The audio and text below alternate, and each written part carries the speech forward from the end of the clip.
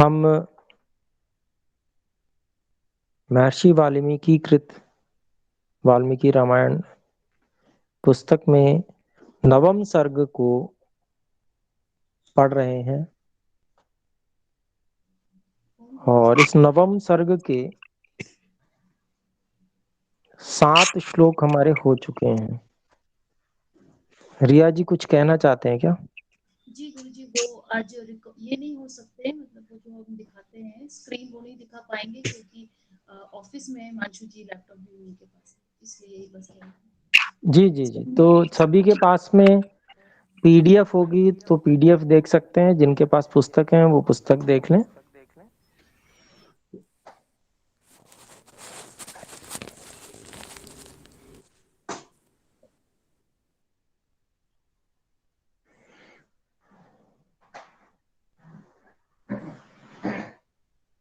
तो आइए 8वें श्लोक से, हमारा ये नवम सर्ग के 8वें श्लोक से आरंभ होगा। तो आइए इसको बोलते हैं श्लोक को। मैं धीरे धीरे बोलूंगा जिससे आप भी साथ में बोल सकें। म्यूट रखते हुए आप भी प्रयास करें बोलने का।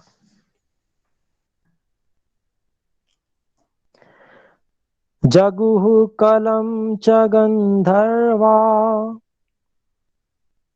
न ऋतुश्चाप्सर न ऋतुश्चाप्सरो गणाः देवदुन्दुभयो नेदुः पुष्पवृष्टिश्च खात्पतत्।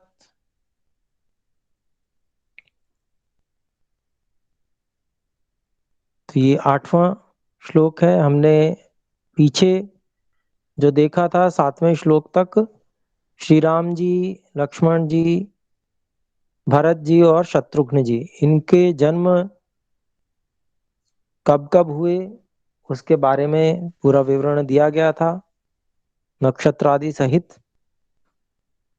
तो इस श्लोक में वर्णन है कि अयोध्यावासी किस प्रकार से चारों राजकुमारों के जन्मों की प्रसन्नता किस प्रकार से मनाने लगे।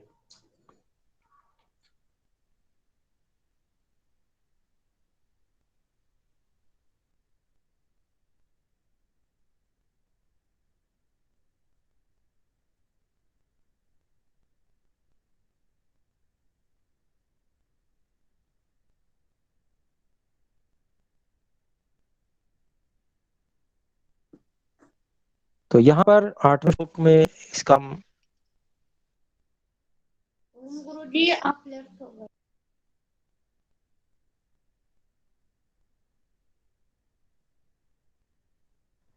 गुरु जी लेफ्ट हो गए, ज्वाइन करेंगे।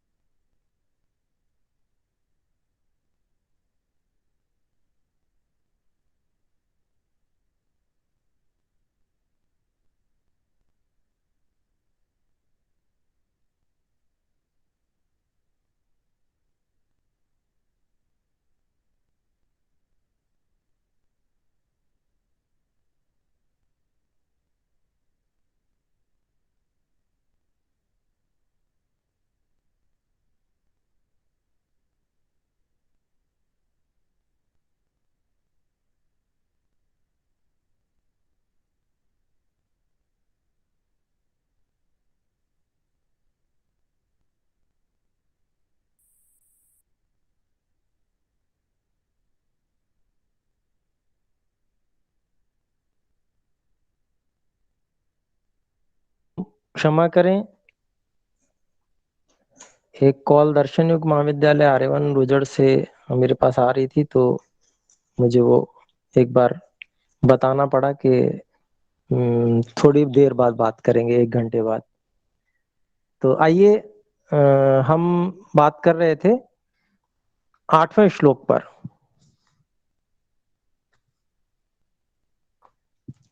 तो इसका हम पहले पदच्छेद करते हैं।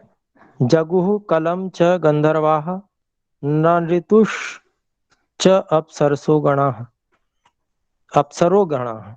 तो यहाँ पर नृतुः विसर्जनी हम कर लेंगे, ये संधि का विच्छेद। नृतुः च अप्सरः गणाः, इस प्रकार से। फिर देव दुंदुभयोः नेदुः पुष्पवृष्टिः च खात पतत। इस प्रकार से हमने इसका पदच्छेद किया।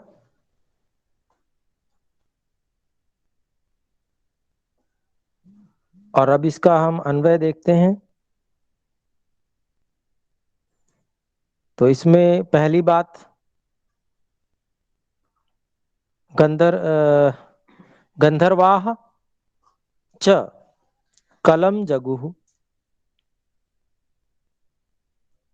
तो ऐसी जो जब जन्म हुआ, तो जन्म होने के बाद में जब सब लोगों को सूचना पहुंची, तो जो गीत गाने वाले लोग थे, गंधर्व लोग जो है गीत गाते हैं, ऐसे गंधर्व लोग कलम जगुः। कल ये एक धातु है जिसका कल शब्द संख्यानयोः, मतलब शब्द के अर्थ में भी कल धातु होती है। तो कलम का अर्थ गीत या शब्द, जो सुंदर शब्द होते हैं, मधुर ध्वनि, उसको भी कहते हैं। तो जो गंधर्व थे उन्होंने गीत गाए, मधुर गीत गाए, जगुः गाए, डिट लकार का प्रयोग है। फिर उसके बाद में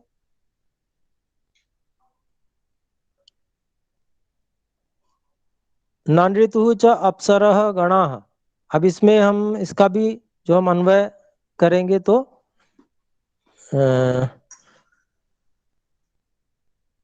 अप्सरः गणाः च नृतुः, ये दूसरी बात आ गई।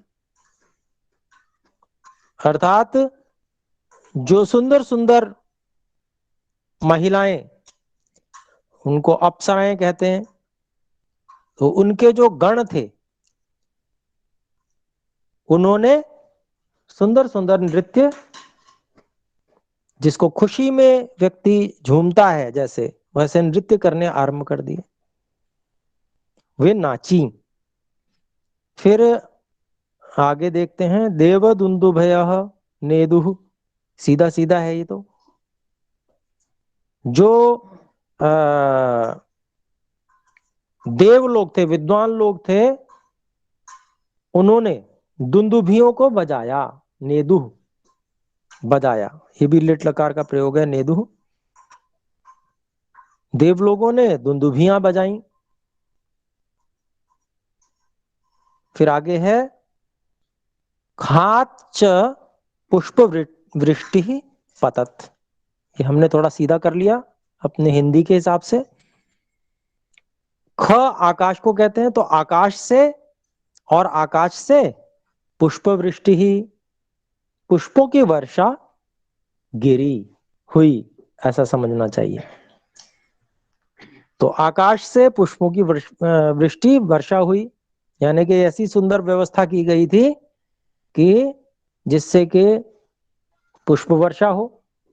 तो ऐसा, इस प्रकार से यहाँ एक उत्सव का वातावरण पूरी अयोध्या में बन गया। तो उस उत्सव के वातावरण को श्री राम जी के जन्म और अन्य जो चारों राजकुमार थे, श्री राम जी को मिलाकर,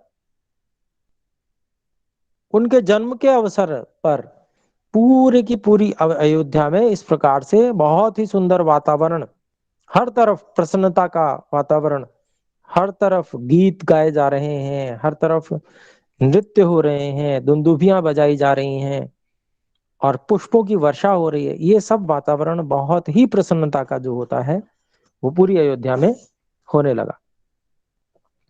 अगला श्लोक है 9वां। मैं बोल रहा हूं, आप भी बोलने का प्रयास करें। उत्सवश्च महानासीदयोध्यायां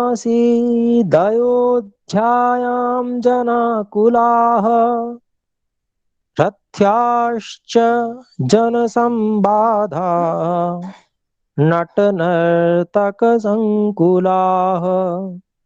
गायनैश्च विराविण्यो वादकैश्च तथा परैः।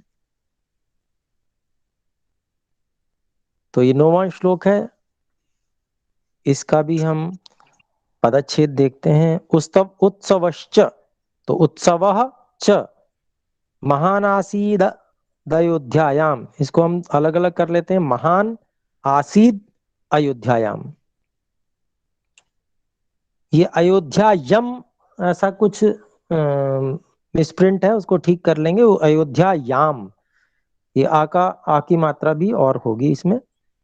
फिर है जना आकुलाह, जनाः कुलाः, रथ्याश्च, रथ्याः च जनसंबाधाः, नट नर्तक संकुलाः, गायनैश्च, गायनैः च, विराविण्यः, वादकैः च तथा अपरैः अपरैः। तो इनको हम व्यवस्थित कर लेते हैं। तो कई बातें हैं। सबसे पहली बात है इसमें अयोध्यायाम महान उत्सवः आसीत्, एक बात हो गई। फिर दूसरी बात हुई जन संबाधा रथ्याः च, जनः कुलाः, दूसरी बात हो गई। फिर तीसरी बात हुई नट नर्तक संकुलाः,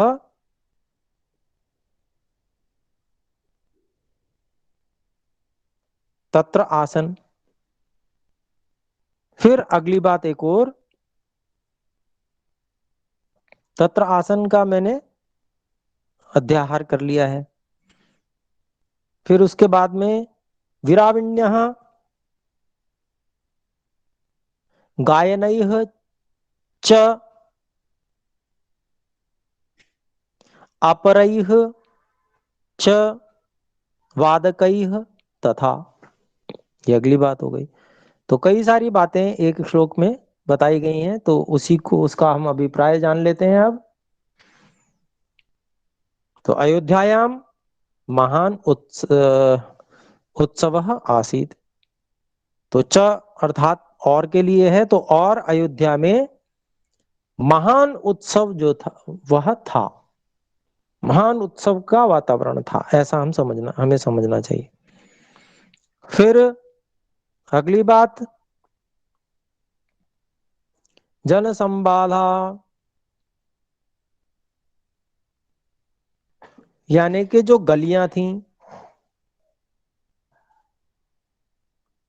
वैसे तो बद बंधने धातु होती है, लेकिन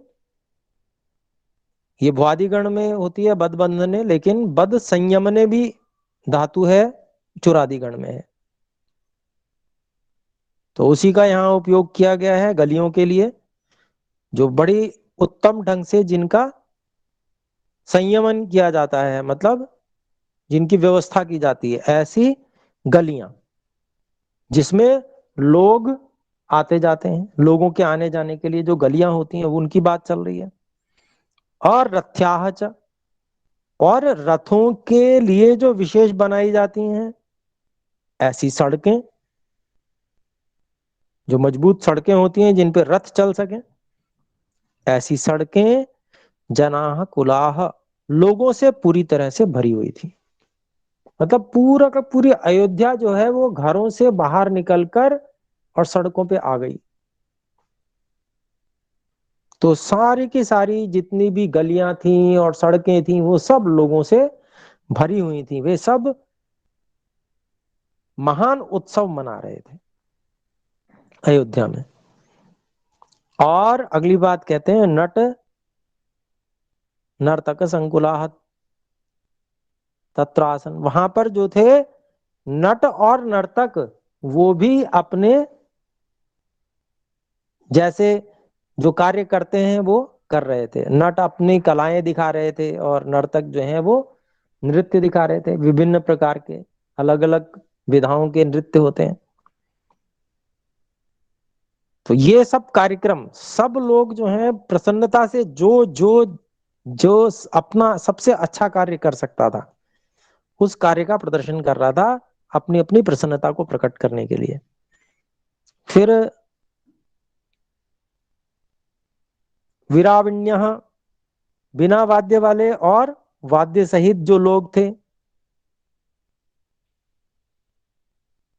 वीणा आदि जो वाद्य होते हैं उन सहित वे कुछ लोग जो हैं वाद्य यंत्रों के साथ में गायन कर रहे थे, कुछ लोग बिना ही वाद्य यंत्र के गायन कर रहे थे। तो इस प्रकार से वहां पर चल रहा था। और आपका अपरैह च वादकैः तथा। और इसी प्रकार से जिन जिन के पास में जो जो वाद्य यंत्र थे वो अपने अपने वाद्य यंत्रों को बजा रहे थे। तो इस प्रकार से जैसे भजन कीर्तन होता है, ईश्वर का धन्यवाद किया जाता है और जो सुंदर लोक गीत होते हैं उनका गायन होता है, प्रसन्नता में झूमकर जो गीत गाए जाते हैं वो सब कार्यक्रम वहां पर हो रहे थे। तो 9वें श्लोक के बाद में हम 10वें श्लोक पर चलते हैं। आचार्य जी, बीरा बिन्नो मीन्स इसका मतलब थोड़ा सा और एक बार बोल दीजिए ना। जी,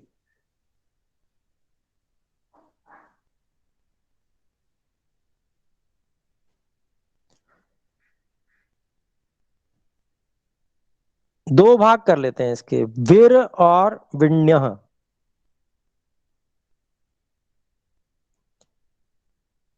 तो जो विण्य है वो तो जैसे वीणा से युक्त मतलब वाद्य यंत्रों से युक्त लोग हो गए।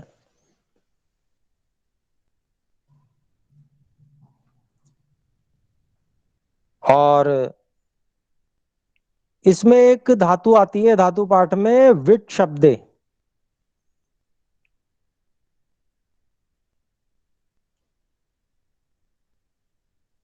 वीर शब्दे तो और री गतौ। तो इन्हीं धातुओं में से कुछ इसका संपर्क संबंध अपने को लगाना चाहिए। तो जो लोग बिना वाद्य यंत्रों के हैं वीणा आदि उनको उनके लिए वीर शब्द का प्रयोग यहाँ पर किया गया है महर्षि वाल्मीकि द्वारा। और विण्य है उनके लिए प्रयोग किया गया है जो वीणा आदि वाद्य यंत्रों सहित गायन कर रहे हैं। ठीक है जी।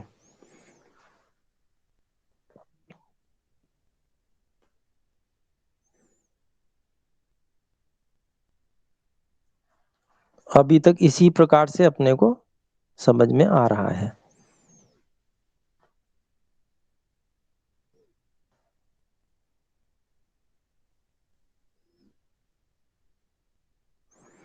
तो आइए देखते हैं आगे।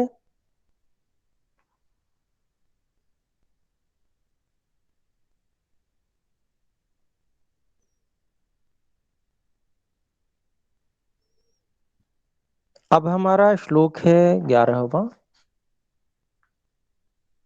नहीं 10वां। 9वां तक हुआ था हमारा तो 10वां श्लोक देखते हैं। बोलिएगा। प्रदेयाश्च ददौ राजा सूतमागधवन्दिनाम् ब्राह्मणेभ्यो ददौ वित्तम् गोधनानि सहस्रशः।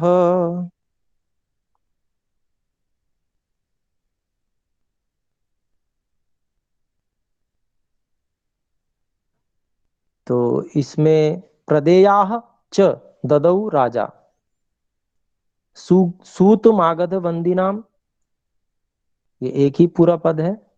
ब्राह्मणेभ्यः ददौ वित्तम गोधनानि सहस्रशः।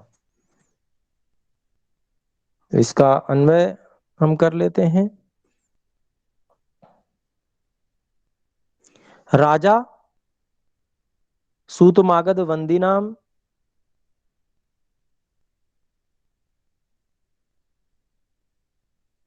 प्रदेयाः च ददौ। फिर आगे कहते हैं ब्राह्मणेभ्यः वित्तम सहस्रशः गोधनानि च ददौ। तो राजा दशरथ की ही चर्चा यहाँ पर है, राजा उनके लिए ही आया है। तो महाराजा दशरथ ने जो सूत लोग होते हैं, मागध हैं और बंदी लोग हैं, उनको जो देने योग्य जो जो चीजें थीं,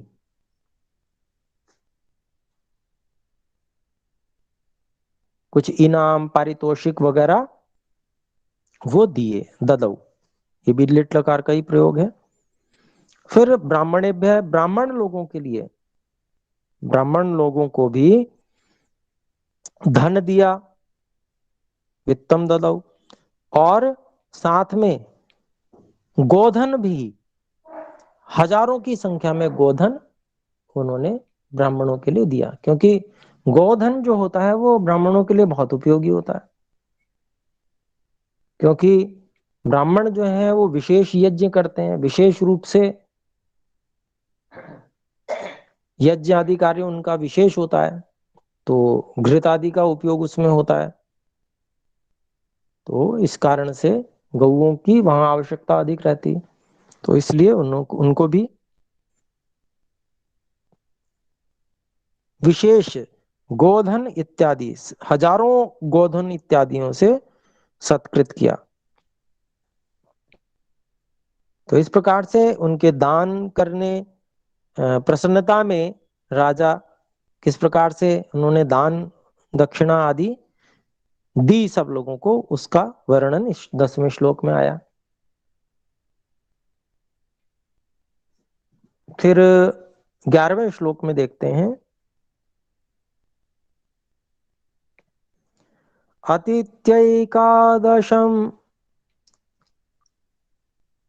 अतीत्यैकादशाहं तु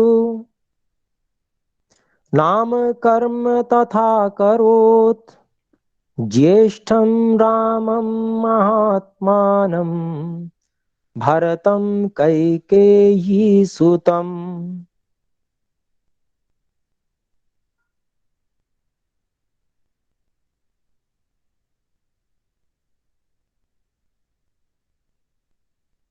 तो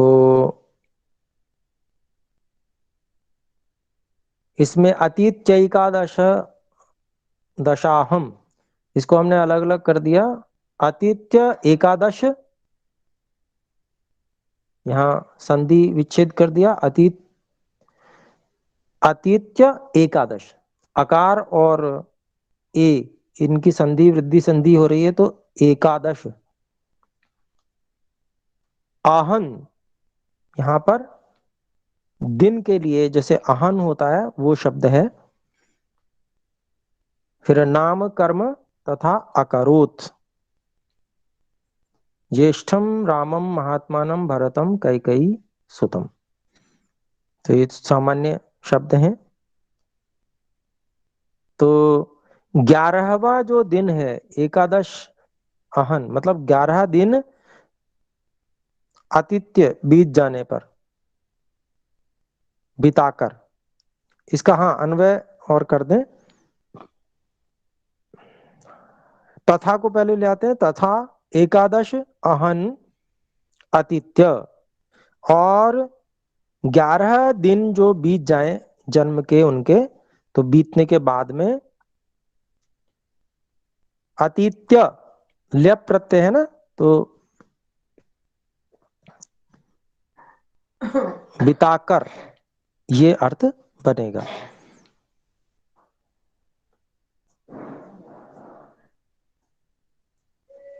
तो 11 दिन बिताकर तो तू नाम कर्म अकरोत। तो महाराजा दशरथ ने उन सब राजकुमारों का नामकरण संस्कार जिसको कहते हैं वह किया। नामकर्म उसी को कहेंगे, नामकरण संस्कार को। तो किसके क्या क्या नाम रखे, तो ज्येष्ठम राम महात्मानम, जो महान आत्मा श्री राम थे, जो उनके ज्येष्ठ पुत्र थे, उनका श्री राम नाम रखा उन्होंने। और कैकेयी सुतम, कैकेयी का जो पुत्र था उसका नाम भरत रखा। फिर अगले श्लोक में बाकी 2 राजकुमारों के भी नाम आएंगे, तो उसको पढ़ लेते हैं। सौमित्रम लक्ष्मणमेति शत्रुघ्नमपरं तथा वसिष्ठः परमप्रीतो नामानि कुरुते तदा।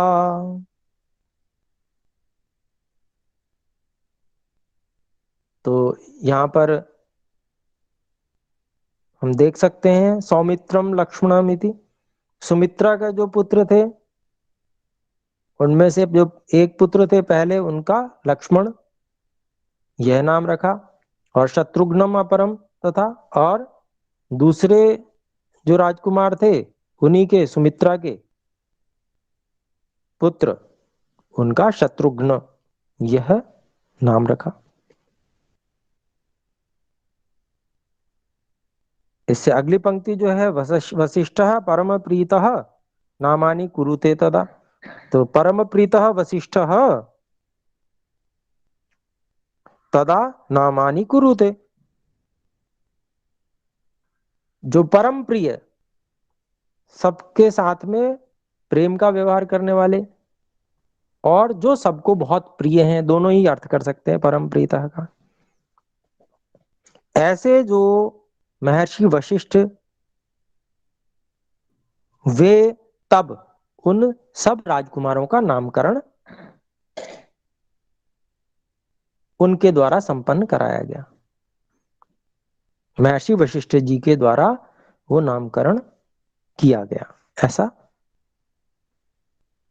समझना चाहिए। तो 12वां श्लोक भी हमारा हो गया, सरल ही था।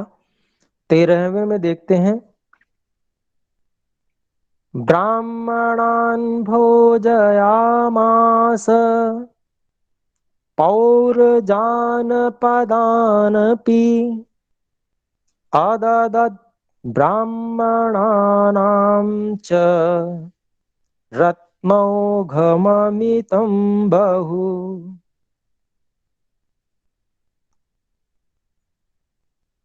तो इसको अलग अलग कर लेते हैं। ब्राह्मणान भोजयामास पौर जानपदान अपि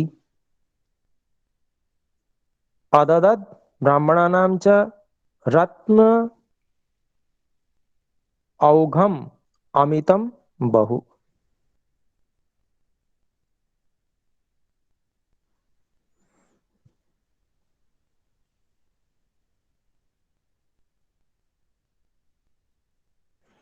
तो इसका अन्वय देख लें।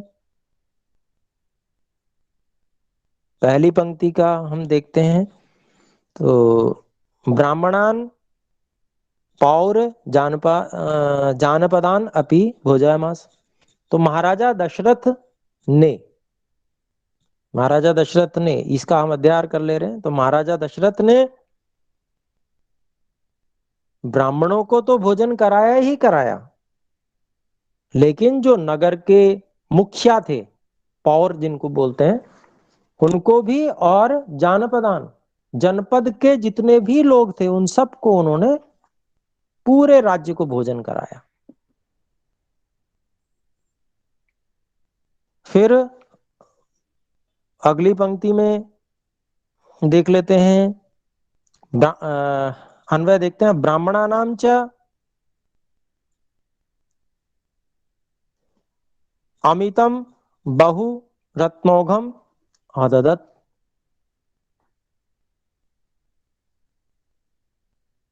तो ब्राह्मणों के लिए,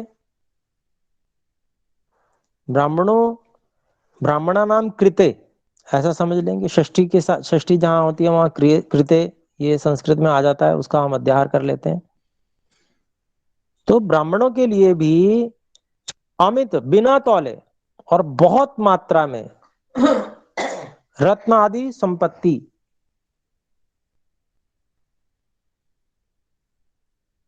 उन्होंने दी, अददत, महाराजा दशरथ ने।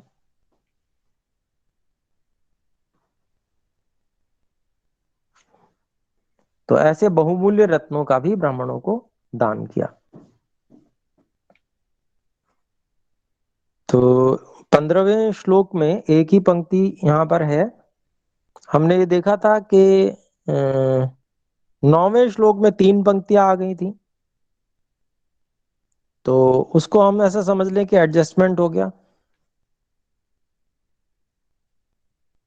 काव्य में जब बोलते हैं तो संस्कृत ही बोलते हैं, यहाँ तो हम हिंदी भी बोल रहे हैं, तो वहां पर उसका आपस में संबंध बन जाता है।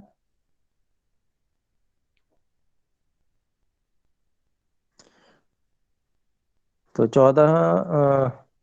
14वां है, तेषाम जन्म क्रियादीनि सर्व कर्माण्य कारयत।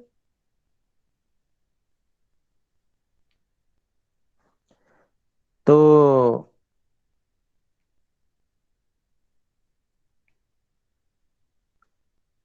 जो जो संस्कार होते हैं जन्म से लेकर अन्नप्राशन, निष्क्रमण, अन्नप्राशन आदि, उन सब संस्कारों को उन राजकुमारों के जन्म क्रियाधीन, अर्थात उनके जो जितने भी संस्कार होते हैं उनको महाराजा दशरथ ने सभी कर्माणी, सर्वकर्माणी, सभी कर्मों को अच्छे से कराया, महर्षि वशिष्ठ के द्वारा कराया। तो जैसे जैसे यथा समय जो जो कार्य होते हैं उन सबको कराया।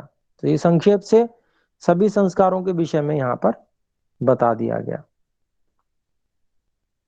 तो सभी संस्कारों के होते होते, और वो जो राजकुमार थे वे बड़े हो गए, कुछ ऐसा यहाँ पर अपने को समझना चाहिए।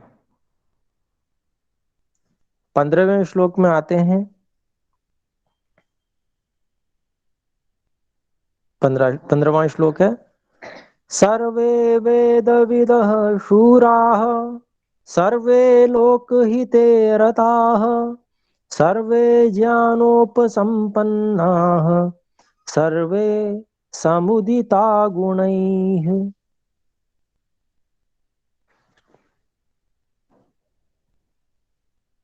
तो सर्वे वेद विदः शूराः सर्वे लोकहिते रताः सर्वे ज्ञान उपसंपन्नाः सर्वे समुदिताः गुणैः। तो सभी पद वैसे अलग ही हैं इसके, और बहुत ही सरल है, इसमें कोई ज्यादा अन्वय की भी इतनी आवश्यकता नहीं है। तो जब वो राजकुमार बड़े हो गए तो वो कैसे थे, उनके क्या स्वभाव थे, किन गुणों वाले थे, वो इस श्लोक में बताया है। सर्वे वेद विदः शूराः, सभी जो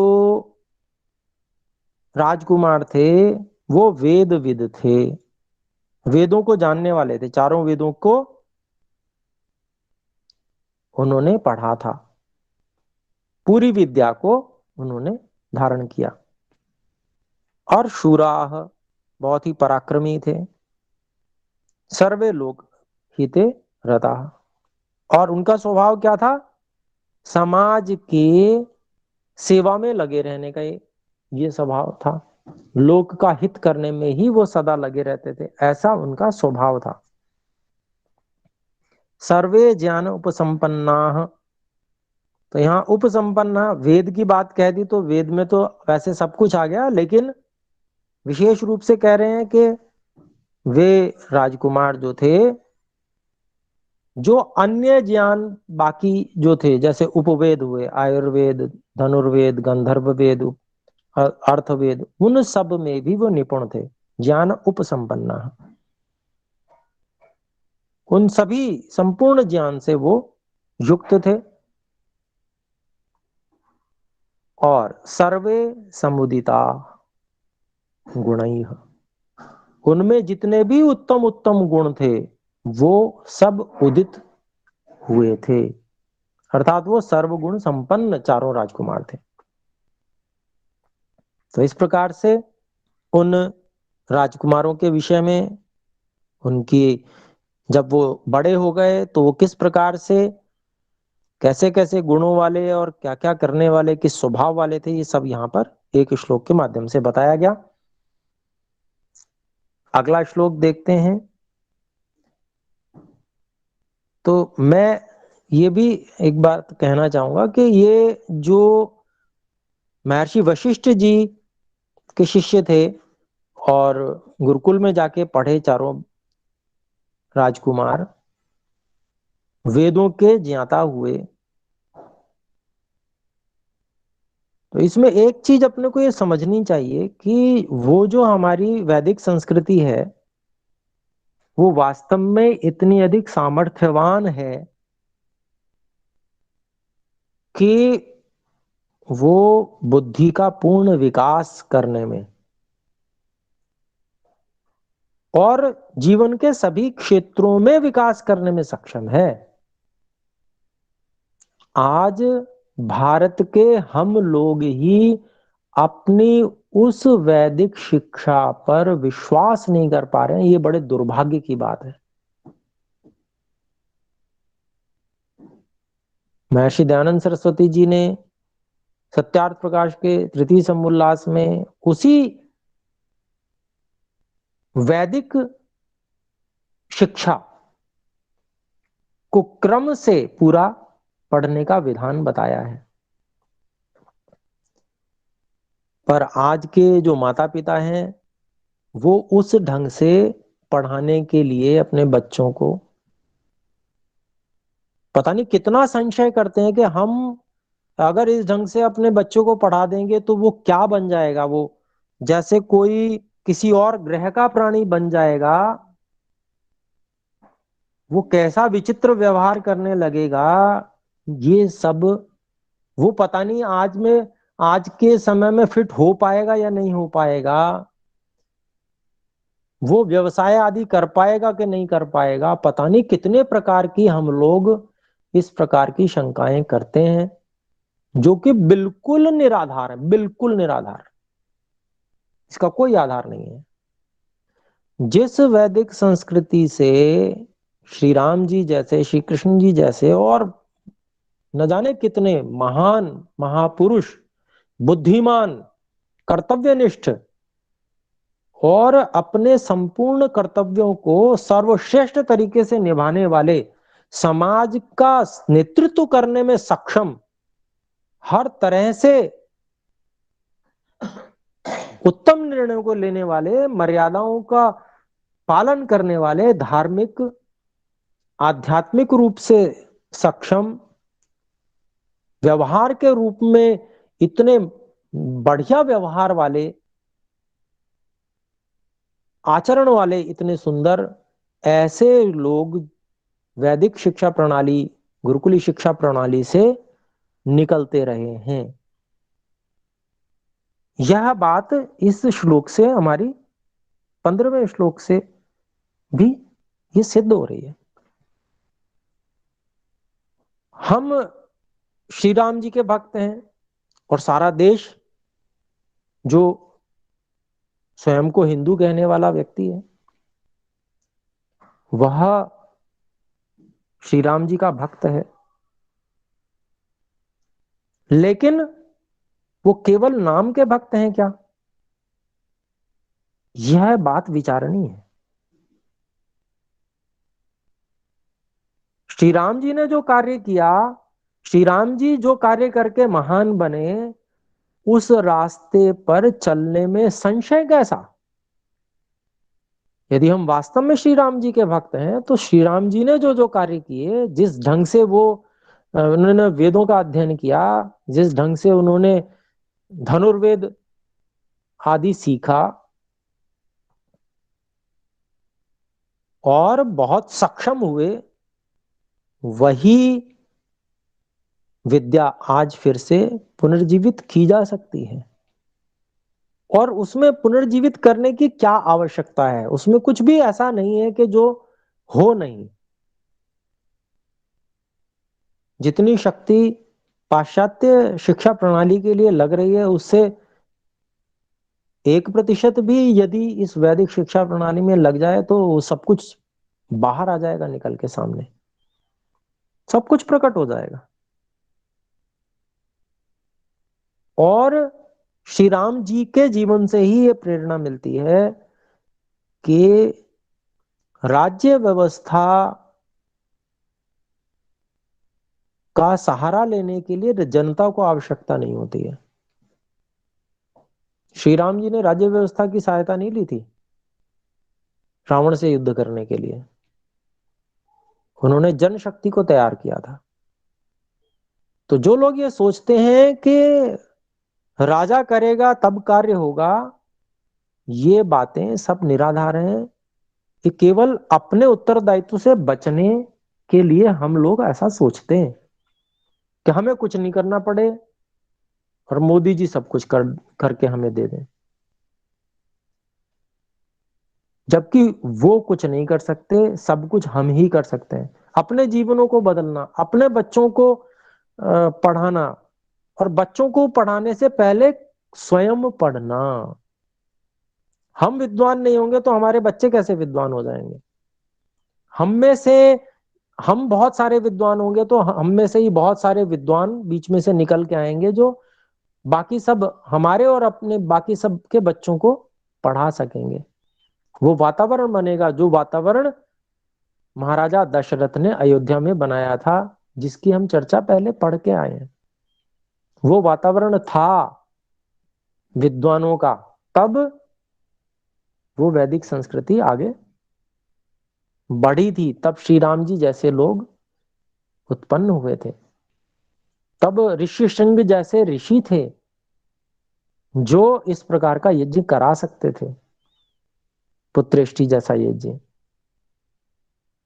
तो वो वातावरण कहीं बाहर से नहीं आएगा, अपने लोगों को ही उसमें उस वातावरण को बनाने के लिए लगना होगा।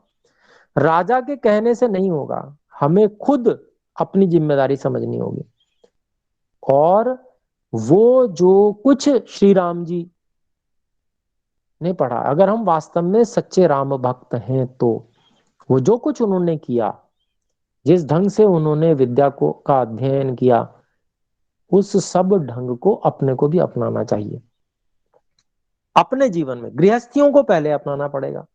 हम गृहस्थी सोचते हैं कि हमारे बच्चों को हम किसी गुरुकुल में भेज दें और फिर वहां से वो विद्वान बन के आएंगे तो कुछ बदलाव आएगा, जबकि वो कुछ संभव ही नहीं है। और ये प्रयोग किए करके देखे गए हैं, कितने ही लोगों ने अपने बच्चों को गुरुकुल में पढ़ाया, बाहर का वातावरण से आकर्षित होने के कारण से वे बच्चे ठीक से पढ़ भी नहीं पाए गुरुकुल में। जितना वो पढ़े उसके बाद में वो इसी पाश्चात्य जीवन शैली में आहुति बन गए। वो विद्या भी उसी पाश्चात्य जीवन शैली की आहुति बन गई, उसी प्रकार की जो अर्थ प्रधान युग है, जहां विद्या का महत्व कम है, धन का महत्व अधिक है, उसकी भेंट चढ़ गए वे लोग। तो हम किस कल्पना की बात सोचते हैं, किस तरह से हम कल्पना करते हैं कि जब तक हम लोग स्वयं तैयार नहीं होने वाले हैं तब तक हम अपने बच्चों को पढ़ा के भी कोई विशेष सामाजिक परिवर्तन करने में समर्थ नहीं हो पाएंगे। ये वातावरण गृहस्थियों से प्रारंभ होता है, पूरा का पूरा समाज गृहस्थियों से ओतप्रोत है। तो गृहस्थियों को पहले प्रयास करना पड़ेगा वैदिक शिक्षा के लिए, गृहस्थ में रहते हुए ही समय निकालकर, और वैदिक शिक्षा को अपने अंदर धारण करना होगा, वैदिक धर्म, वैदिकता को, और साथ में वेदों के पठन पाठन को, उस परंपरा को। तब जाके वो वातावरण तैयार होगा जिसमें बच्चे भी रह सकें वैदिकता के ढंग से। उसी के लिए गुरुकुल क्रांति प्रयासरत है, और उसी के अंतर्गत ये कक्षा भी हमारी चल रही है। तो आगे आइए 16वां श्लोक देखते हैं। तेषामपि महातेजा रामः सत्यपराक्रमः इष्टः सर्वस्य लोकस्य शशांक इव निर्मलः। सारे पद लगभग अलग अलग हैं। तेषाम अपि को तेषाम अपि कर लेंगे, बहुत सरल है। तो 16वां श्लोक है हमारा, इसका अन्वय देखते हैं। तेषाम अपि रामः महातेजः सत्य पराक्रमः। तो उन चारों राजकुमार में से वैसे तो सभी बहुत उत्तम गुणों से युक्त थे, दिव्य गुणों से युक्त चारों राजकुमार थे, लेकिन तेषाम अपि उन चारों में से भी जो श्री राम जी थे वो महातेज वाले थे, महातेज से संपन्न थे, बहुत अधिक तेजस्वी थे, और सत्य पराक्रम, सत्यवादी थे, सत्य को ही धारण करने वाले थे, सत्य के लिए वो सब कुछ करने के लिए तैयार थे, मरने मिटने के लिए तैयार थे सत्य के लिए, ऐसे वो पराक्रमी थे। तो सत्य के लिए मरने मिटने के लिए तैयार होने वाला व्यक्ति तो वैदिक शिक्षा प्रणाली से ही तैयार हो सकता है। पैसे के लिए मरने मिटने वाला व्यक्ति तैयार करना हो तो आधुनिक शिक्षा प्रणाली में भेज दीजिए, लेकिन सत्य के लिए, विद्या के लिए, धर्म के लिए अगर जो पराक्रमी व्यक्ति ऐसा तैयार करना है तो फिर स्वयं को भी गुरुकुली शिक्षा प्रणाली के माध्यम से तैयार करना और अपने बच्चों को भी उसके लिए स्वयं तैयार करना। यहाँ पर महादेव साहू जी हैं, और हिमांशु जी हैं, ऋतु सावंत जी हैं, ऐसे बहुत सारे सज्जन हैं, और परिवार हैं, सबकी पत्नियां हैं। तो हम एक कल्पना करें कि आप सभी वेदों के विद्वान हो गए हैं। हम आज से 10 वर्ष की बाद की कल्पना करते हैं। हमने सबने पुरुषार्थ किया मिलके, और 10 वर्ष बाद हम एक स्थिति में आ गए कि हम वेदों को समझने लग पड़े। यद्यपि बहुत और भी अधिक समय लगता है, लेकिन एक कल्पना करें कि हम एक सामान्य स्थिति में तो आ ही गए, तो महादेव साहू जी के बच्चों को हिमांशु जी पढ़ा लेंगे, हिमांशु जी के बच्चों को महादेव साहू जी पढ़ा लेंगे। अपने बच्चों को तो स्वयं पूरा नहीं पढ़ाया जा सकता, क्योंकि ये तो विधान है, मातृमान पितृमान आचार्यमान पुरुषो वेद। तो आचार्य की भी आवश्यकता उतनी है जितनी माता पिता की होती है, और हम लोग तैयार नहीं हुए तो फिर हम आचार्य कहां से ढूंढ के लाएंगे। तो आज कितने ही गुरुकुल, कितनी जगह खाली पड़ी हुई हैं। यहाँ उत्तराखंड में ही अनेक जगह जो है ऐसी खाली पड़ी हुई हैं जहां कोई विद्वान ही नहीं है। जब विद्वान नहीं है तो क्या गुरुकुल चलेगा। जबकि स्थानीय लोग सब अपनी अपनी जगहों पे परिश्रम करें, खुद को विद्वान बनाएं और प्रेरणा दें लोगों को जोड़ें। आजकल तो इंटरनेट इतनी अच्छी सुविधा है, इसी के माध्यम से पढ़ें पढ़ाएं। गृहस्थियों के बीच में बहुत जबरदस्त काम करने की आवश्यकता आज है, और इस प्रकार से करके सभी विद्वान बने तो फिर विद्वानों की क्या समस्या रह जाएगी। स्थानीय लोग वहीं पर जहां पर वो रहते हैं संस्था को संभाल लेंगे, कई लोग मिलकर टीम के रूप में संभाल लेंगे और वहां पर बच्चों की व्यवस्था हो जाएगी। किसी को कहीं दूर जाने की आवश्यकता नहीं है, अपने ही गांव में जो संस्था है, जगह है, पहले से बने हुए गुरुकुल हैं, वहां कोई नहीं है विद्वान। ऐसी कितनी ही जगह हैं पहाड़ में, ऐसे आप लोगों के यहाँ भी निश्चित रूप से होंगी। और बिहार में भी मैंने अभी मुझे जानकारी मिली, वहां पर भी ऐसी स्थिति है, वहां पर भी जगह है, लोगों की इच्छा भी है कि यहाँ गुरुकुल हो, लेकिन विद्वान ढूंढ रहे हैं कहाँ से मिले। तो ये समस्या तभी समाधान हो सकती है जब हम सब मिलके इस चीज का प्रयास करें। तो ये हम देख रहे थे यहाँ पर कि श्री राम जी उनमें से विशेष महातेजस्वी और सत्य पराक्रमी थे। तो सत्य के लिए जो पराक्रमी हो, ऐसा व्यक्ति तो वेद के अनुसार चलने वाला ही बन सकता है। आधुनिक शिक्षा में से हम कितना भी प्रयास कर लें, वहां पर तो संस्कार अंग्रेजियत के ही आएंगे, और वो जिस चीज पे जोर देते हैं वो संस्कार आएंगे। तो आगे बढ़ते हैं, फिर आगे कहते हैं इष्टः सर्वस्य लोकस्य शशांक इव निर्मल। तो श्री राम जी की विशेषताएं बता रहे हैं, कहते हैं सर्वस्य लोकस्य इष्टः। वो जब बड़े हो गए और जब गुरुकुल से वापस आए तो उनका जो व्यवहार था, उनके जो गुण थे, उनसे सारा का सारा जो लोक था, पूरे के पूरे जितने भी अयोध्या वासी और पूरा जनपद था, वो इतने प्रभावित थे कि वो सब उनको बहुत चाहने लगे। और शशांक एवं निर्मलः, जैसे चंद्रमा बिल्कुल निर्मल दिखता है, सफेद चंद्रमा जब देखते हैं पूर्णिमा को, तो ऐसे ही श्री राम जी भी बिल्कुल निर्मल स्वभाव वाले, मन से भी निर्मल और शरीर से भी बहुत सुदृढ़ शरीर वाले और सुंदर, इस प्रकार के श्री राम जी थे। तो उनके विषय में ये श्लोक 16वां था।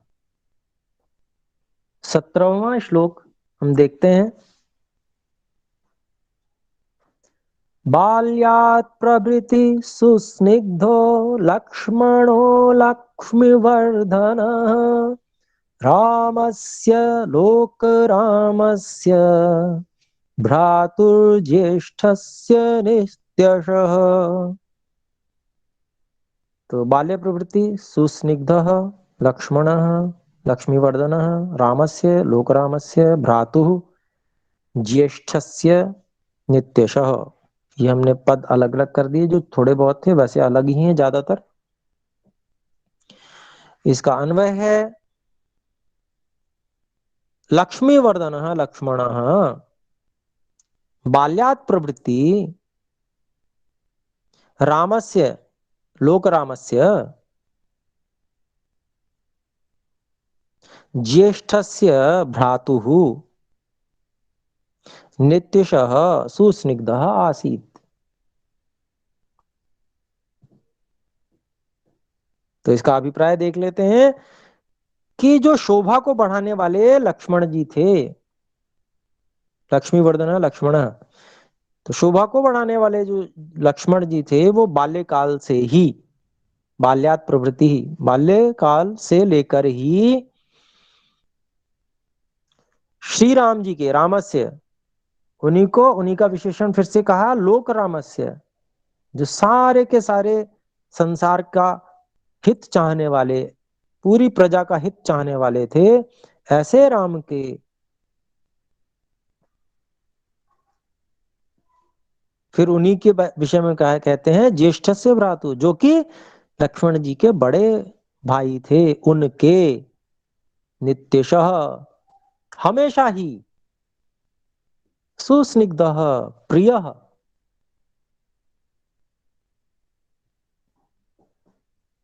आसीत। सुस्निग्ध का अर्थ हमने प्रिय किया, तो उनके बहुत अधिक प्रिय थे।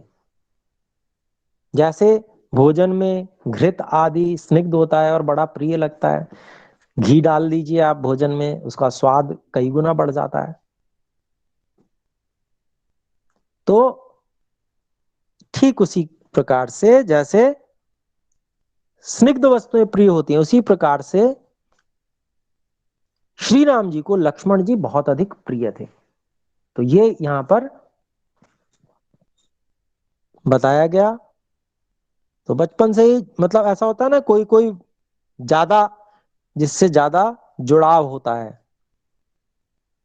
जिसको कहते हैं कि ज्यादा बनती है, भाई उनकी उनसे ज्यादा बनती है, मिल के कार्य करते हैं। तो इसी तरह से लक्ष्मण जी से विशेष उनका जो है जुड़ाव था श्री राम जी का। तो इस बात को इस श्लोक में 17वें श्लोक में बताया गया। 18वां श्लोक है, सर्वप्रियकरः तस्य सर्वप्रियकरस्तस्य रामस्यापि शरीरतः लक्ष्मणो लक्ष्मीसम्पन्नो बहिः प्राण इवापरः।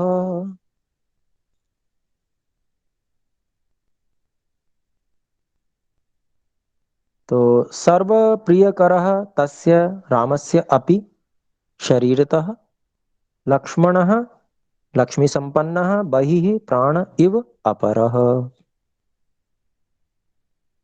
तो इसका अन्वय देख लेते हैं। लक्ष्मी संपन्नः लक्ष्मणः, लक्ष्मी संपन्नः लक्ष्मणः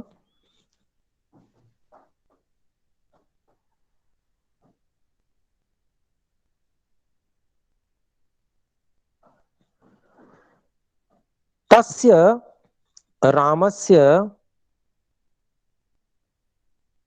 शरीरतः अपि सर्वप्रियकरः आसीत्। इतने का अभिप्राय पहले देख लेते हैं कि जो शोभा से संपन्न, कांति से संपन्न, सौंदर्य, शारीरिक सौष्ठव सबसे जो संपन्न ऐसे लक्ष्मण जी थे, वे तस्य रामस्य उन श्री राम जी के शरीरतः अपि शरीर से भी अधिक सर्व प्रियकर, अपने शरीर से भी अधिक उनको अधिक सबसे अधिक प्रिय थे। सर्व प्रियकर,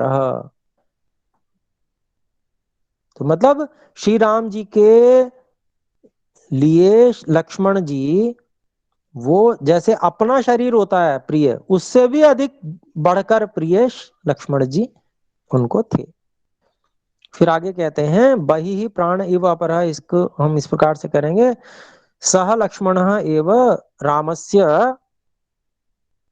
अपरः बहि प्राण एव आसीत। तो वह जो लक्ष्मण जी थे वह श्री राम जी के दूसरे बाहरी प्राण के समान थे। प्राण जैसे किसी को कहते हैं ना कि जिसको बहुत अधिक चाहते हो कि आप तो हमारे प्राण ही हैं, इस प्रकार से। तो वैसे ही तुलना करके यहाँ पर बताया गया है कि श्री राम जी को लक्ष्मण जी कितने प्रिय थे। तो ऐसा दो भाइयों के बीच में इतना अधिक प्रेम, प्रगाढ़ प्रेम यहाँ पर बताया गया है श्री राम जी और लक्ष्मण जी के बीच में। समय आज अधिक हो गया थोड़ा सा, तो आइए हम में से कोई और बात पूछना चाहें तो पूछ सकते हैं विशेष।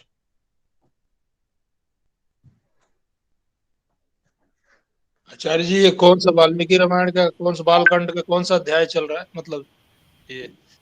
अच्छा, आप नए हैं क्या? देखिए ये हमारा नहीं, स्वामी जगदीश्वरानंद जी सरस्वती के द्वारा जो हिंदी भाष्य किया गया है वाल्मीकि रामायण का, उस पुस्तक को हम लेकर चल रहे हैं। और उसमें जो बाल कांड है जी। उसका 9वां सर्ग अच्छा ये समाप्त होने को है। ये जी। इसके 4 श्लोक अभी हमारे शायद 4-5 रह गए हैं। अच्छा 17 तक हुआ, अच्छा आचार्य जी, गीता प्रेस से जो 18 तक। जी वाल्मीकि रामायण छपता है, जी हाँ जी। उसमें और इसमें कोई अंतर है क्या? जी जी, काफी अंतर है। उसमें से काफी श्लोक इसमें हटा दिए गए हैं। वहां आपको ये श्लोक 18वें सर्ग में जाके मिलेंगे। तो नमक जो श्लोक नमक मांग लीजिए। हाँ, उन्होंने स्वामी जगदीश्वरानंद जी ने अनुचित समझे, जो कि सही नहीं है, जो कि मिलावट उन्होंने मानी, उसको हटा दिया है। जी अच्छा आचार्य जी, ऐसे आप तो जो पढ़ा रहे हैं सो तो बहुत ही अच्छा और बहुत ही इंटरेस्टिंग लग रहा है। लेकिन उसमें क्या कुछ हम लोग जैसे एक सर्ग कंप्लीट होने पे उसमें कुछ प्रश्नोत्तर वगैरह भी कर सकते हैं? जी जी, बिल्कुल। बहुत सुंदर आपकी सलाह है, सुझाव आपका बहुत अच्छा है। इस पे विचार कर लेंगे हिमांशु जी। और और मेरा कहना है कि जैसे कुछ जिसमें बच्चों को भी हम लोग इन्वॉल्व कर सके, इस तरह का कुछ एक्टिविटी हम लोग इस वाल्मीकि रामायण से जुड़ा हुआ कराएं, ताकि उन लोग भी इस क्लास में इंटरेस्ट रखें। जी जी, बिल्कुल। बहुत सुंदर आपका सुझाव है। इस पे विचार करके अगर जो हो सकेगा, क्योंकि देखिए एक सर्ग हर सर्ग के बाद में तो संभव हो नहीं पाएगा। जी जी एक तो बात यह है कि हम सप्ताह में एक कक्षा कर पा जी रहे हैं जी इसकी, जी जी तो एक तो ये बात है। हाँ, पूरा कांड हो जाए, एक कांड के बाद में जरूर इस पे जी विचार कर कुछ कार्य किया जा सकता है। बाल कांड पूरा हो जाए जी तो उस पे उसकी ये जरूर कर सकते हैं। जैसे एक दिन हम रख लें जी और उसमें प्रश्नोत्तर जो है उसको कर लें। जी, धन्यवाद आपके सुझाव के लिए। इस पे आचार्य जी, एक विचार। चीज पूछना था। ये जो आपने बोला था कि यजुर्वेद का कौन सा क्लास शुरू होने जा रहा है, इस जी जी, ग्रुप में आया था यजुर्वेद सर, में तो मंत्रोच्चारण उसमें कोई केवल सिखाएंगे। वर्णोच्चार का कोई कक्षा होता है, वो जी, कक्षा कैसे? वर्णोच्चारण की कक्षा होती है। जो अपने गुरुकुल क्रांति के संस्थापक जी हैं हिमांशु जी, उनसे आप संपर्क कर लीजिएगा तो वो आपको इस बारे में जानकारी दे देंगे। ठीक है जी जी। धन्यवाद आचार्य। जी, स्वागत। आचार्य जी, ब्रह्म मुनि जी का जो शंख दर्शन का तृतीय अध्याय, उसको ग्रुप में डाला जाए तो अच्छा हो। जी जी, वैसे तो वो डाल चुके हैं, लेकिन डाल देंगे दोबारा से। हाँ जी। रिया जी थोड़ा इस पे वो कर लीजिएगा। उस संस्करण का कोई किताब हार्ड कॉपी मिल सकता है क्या? हार्ड कॉपी अभी जी अभी तो उपलब्ध नहीं है उसकी। उसको मैं आपको ही उसी से निकलवा लेना पड़ेगा उसका रिया पीडीएफ जी से। ने एक लिंक भेज दिया था उस ऑनलाइन परचेज के लिए, तो मैं देख रहा था उसको। ब्रह्म मुनि जी का एक शंख दर्शन, वो 175 वाला रुपया वाला है, तो वही यही प्रिंट है और कोई रोटी दूसरा? दे दो दादी को। संदीप जी से निवेदन है, कृपया म्यूट कर लें। जी, तो वो मेरे को ध्यान में नहीं है कौन सा 175 वाला है, तो मैं उसके विषय में कुछ नहीं बता सकूंगा। हाँ ठीक है। अच्छा अच्छा, नमस्ते। नमस्ते जी, कहें। गुरु जी नमस्ते। दो बात कहनी थी। एक ये कि प्रत्येक कांड के अंत में हमने प्रतियोगिता की घोषणा पहले ही की थी, और उसमें है कि प्रतिभागियों को, जो उसमें विजेता होंगे, उन्हें पुरस्कार भी दिया जाएगा। तो और दूसरा कि जो 175 रुपया दर्शन है, वो उसमें जिस तरह से भाष्य हम लोग पढ़ रहे हैं उस तरह से नहीं दिया हुआ है। तो क्योंकि वो पुस्तक मैंने मंगाई थी, तो महादेव जी वो पुस्तक आप नहीं खरीदें। उसमें जो गुरु जी जिससे पढ़ा रहे हैं वो उसमें पूरा पूरा कवर नहीं हुआ है। तो ऐसा वाला किताब कोई है जो गुरु जी पढ़ रहा है? गुरु जी ने बताया ना, वो किताब अभी में नहीं है, वो छपी नहीं है अभी। आप उसको प्रिंट करवा सकते हैं, मैंने भी आपको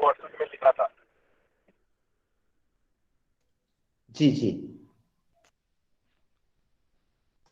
जी, तो ठीक है। और अभी फिर हम लोग विराम करते हैं, एक बार ओम का उच्चारण करते हैं।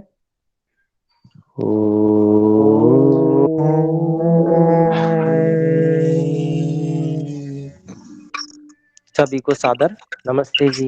नमस्ते नमस्ते गुरुजी। गुरुजी। नमस्ते गुरु जी। नमस्ते आचार्य। नमस्ते जी।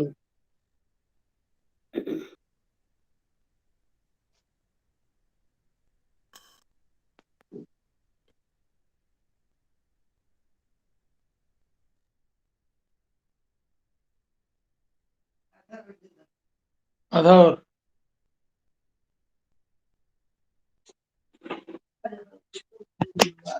तनी खा ना, तू कहाँ चिंता